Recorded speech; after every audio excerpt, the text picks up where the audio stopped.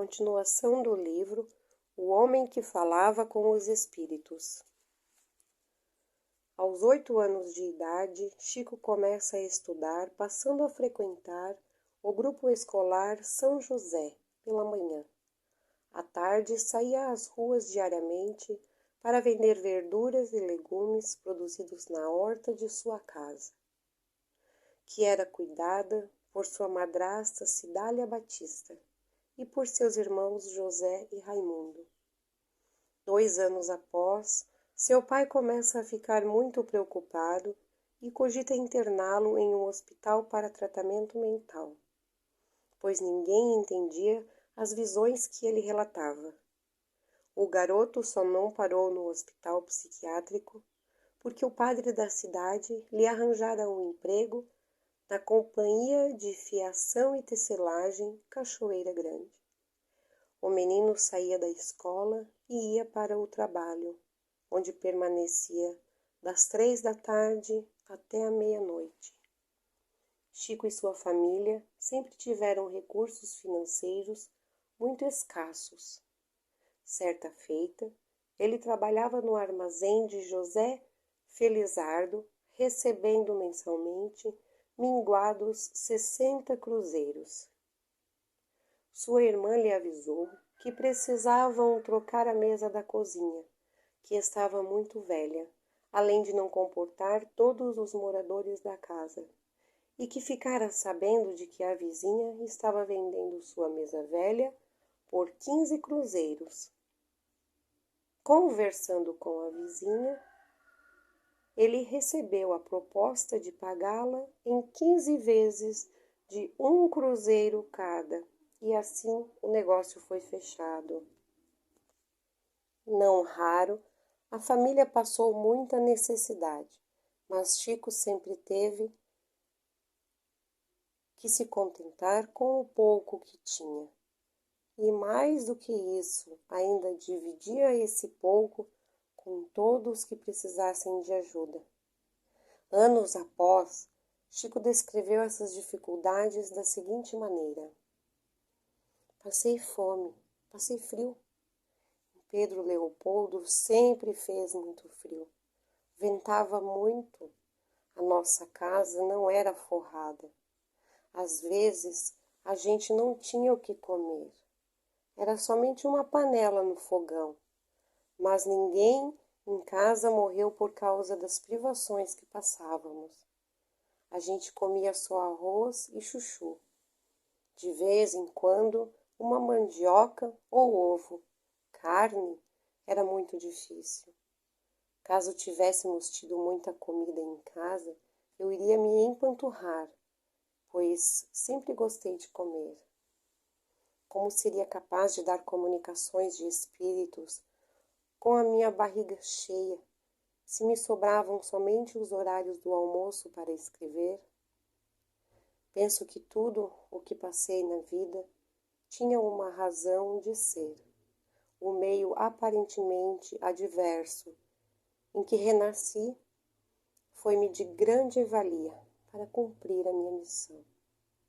Os fenômenos espirituais não paravam de acontecer na vida do garoto.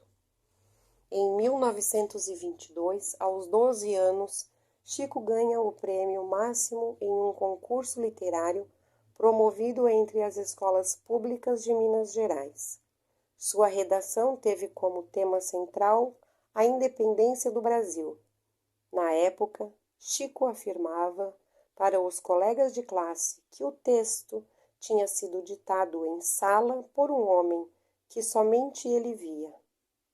Sua professora não acreditou no que falava e, para deleite dos colegas de classe, propôs que Chico fosse à lousa para escrever um novo texto na frente de todos sobre um tema que seria proposto na hora.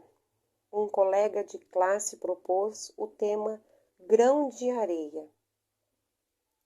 E ante a incredulidade da classe, Chico dirigiu-se à seguinte frase: meus filhos, ninguém escarnece da criação. O grão de areia é quase nada. mas parece uma estrela pequenina refletindo o sol de Deus.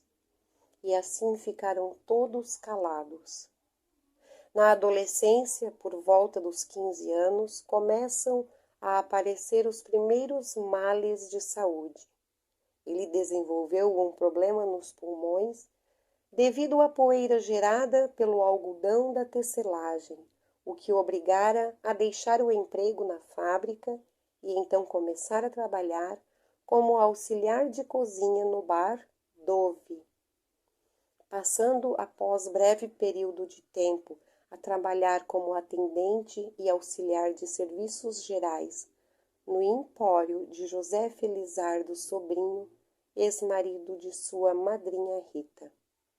Desde os 8 anos de idade, trabalhava para ajudar no sustento da família, tendo sido operário de uma fábrica de tecidos, auxiliar de serviços gerais, servente de cozinha, caixeiro de armazém e, por último, inspetor agrícola. Aposentou-se como funcionário público por invalidez devido a uma doença incurável nos olhos. Todas essas dificuldades não fizeram com que ele desanimasse. Muito pelo contrário, foram excelentes instrumentos de aprendizado e ajudaram-no a cumprir seu destino. E dizia: agradeço todas as dificuldades que enfrentei. Não fosse por elas, eu não teria saído do lugar. As facilidades nos impedem de caminhar. Mesmo as críticas nos auxiliam muito. Chico Xavier sempre suportou com resignação as provações pelas quais teve de passar. Desde criança, teve vários problemas de saúde, até a juventude. Seu corpo ainda resistia. Porém, com o passar dos anos, suas defesas foram diminuindo e ele desenvolveu angina e labirintite crônica, agravadas por 2 infartos e 2 pneumonias. Teve também uma doença complexa nos olhos, o deslocamento do cristalino, que, somado ao estrabismo da vista direita, o incomodavam muito. No entanto, mesmo com as doenças, continuou dando provas de sua humildade e mostrando que não aceitaria nenhum tipo de privilégio, recusando em 1969 uma oferta do médium Zé Arigó, que desejava operar espiritualmente. Na época, Chico afirmou que a doença era uma provação que ele deveria suportar. Quando eu estava para me operar em 1968 de um tumor na próstata, o Zé Arigó mandou me avisar que ele estava pronto para realizar a operação espiritual. Eu lhe respondi: como é que eu ficaria diante de tanto sofredor que me procura e que vai a caminho do bisturi como o boi vai para o matadouro? E eu, sabendo disso, vou querer facilidades? Eu tenho é que me operar como os outros, sofrendo como eles.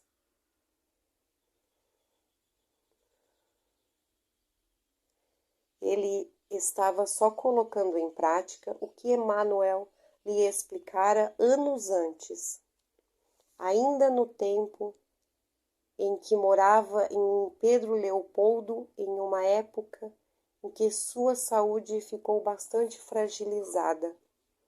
Chico, inconformado com a ideia de morrer, orou a Emmanuel que o recebesse bem no plano espiritual. Enquanto iniciava suas orações, a figura do instrutor se fez presente para ele, que ouviu a seguinte frase: Não posso auxiliá-lo, Chico. Tenho muito o que fazer, mas se você acha mesmo que chegou a sua hora, então recorra aos amigos do Centro Espírita Luiz Gonzaga. Você não é melhor do que ninguém.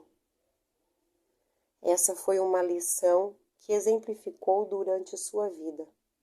Anos depois, quando questionado sobre o porquê de não receber ajuda dos guias espirituais como Bezerra de Menezes, Emmanuel, Meimei e André Luiz, que trabalhavam com ele, Chico, com 86 anos na época, respondeu: Graças a Deus, eu não recebo privilégio algum.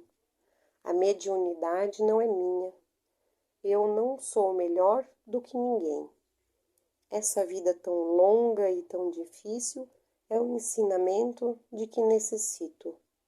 Porque se eu chegar à vida espiritual, breve como espero, e o instrutor me perguntar: Chico, você nunca teve moléstia grave e que duraste longo tempo? Eu vou responder: sim. Fiz 80 anos e recordo que nesta época começou a defasagem do meu corpo físico.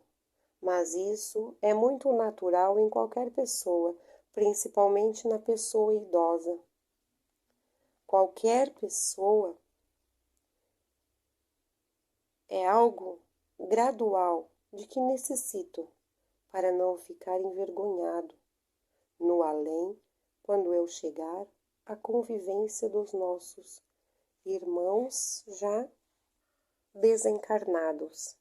Eu não quero sentir a vergonha de nunca ter sofrido, mas para mim isso não é verdadeiramente sofrimento. A partir de 1995, a frágil saúde começou a piorar após um efizema pulmonar que o deixou bastante debilitado e preso a uma cadeira de rodas. Durante seu tratamento, foi assistido pelo médico e doutor amigo Eurípides Tarran. Chico Xavier nunca gostou de hospital. Tanto é que um cartório em Uberaba tinha um documento assinado por ele, pedindo para jamais ser internado. Em 2001, já nos últimos tempos de sua vida no planeta, aconteceu algo extremamente inusitado. 5 dias após ser internado em um hospital, uma imagem fez da recuperação do médium um mistério. Um raio luminoso veio do alto em direção à janela de Chico Xavier. Essa cena foi gravada às 9 horas da manhã de sábado, no dia 30 de junho de 2001. 10 minutos depois, o médico que cuidava dele constatou que o paciente que estava em estado terminal começou a melhorar muito rapidamente e pouco tempo depois teve alta. A imagem deste raio luminoso até hoje intriga todos aqueles que assistem ao vídeo e ainda não se teve uma explicação clara sobre o fato.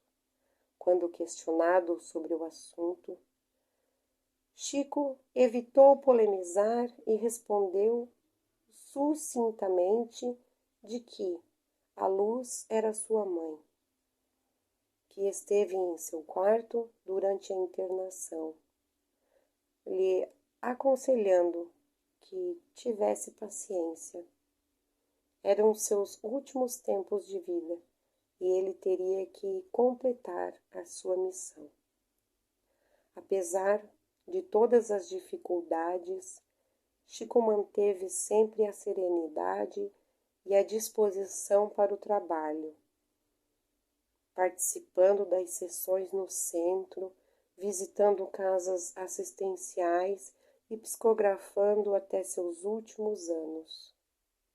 O amigo Geraldo Lemos Neto relata: O que mais nos surpreendia era sua boa disposição, sua alegria contagiante. Por várias vezes encontrei Chico acamado e julgava que naquele final de semana não teríamos reunião justamente pelo seu estado de saúde.